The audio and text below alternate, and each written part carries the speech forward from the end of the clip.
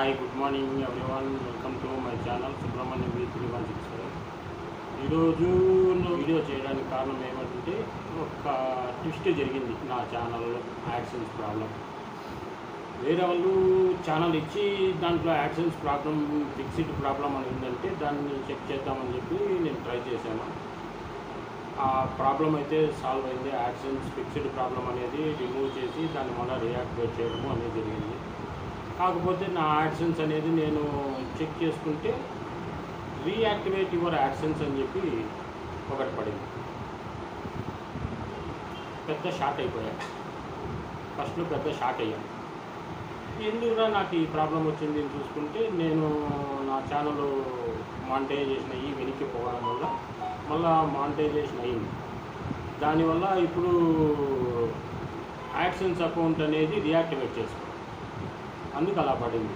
కాబట్టి ఎవరికైనా కానీ అలా వస్తే టక్కని ఇది కాకుండా రీయాక్టివేట్ చేసుకునేదానికి పెద్ద ప్రాబ్లం ఏముండదు.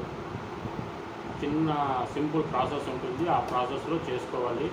ఎవరికైనా అట్లా రీయాక్టివేట్ కానీ యాడ్సెన్స్ ఫిక్స్డ్ ప్రాబ్లం అని వస్తే కానీ నా ఛానల్లో ఇన్స్టాగ్రామ్ లింక్ ఉంది, అక్కడ మెసేజ్ చేయండి.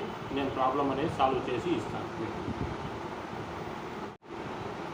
దీనికి సంబంధించిన స్క్రీన్ షాట్ కూడా నేను ఇక్కడ సైడ్లో నేను చూపిస్తాను మీకు.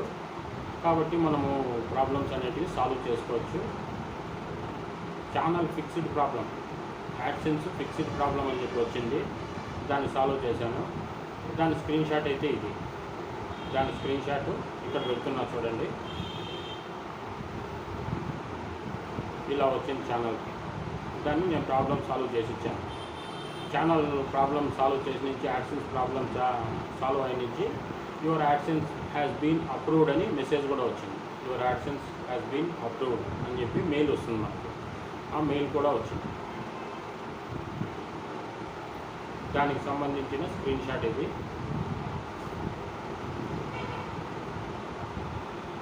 ఇది నా ఛానల్కి వచ్చిన ప్రాబ్లం. ఏమంటే your AdSense reactivate your AdSense అని ప్రాబ్లం వచ్చింది. ఆ స్క్రీన్ షాట్. కాబట్టి టెన్షన్ పడాల్సిన అవసరం అయితే ఏమీ లేదు.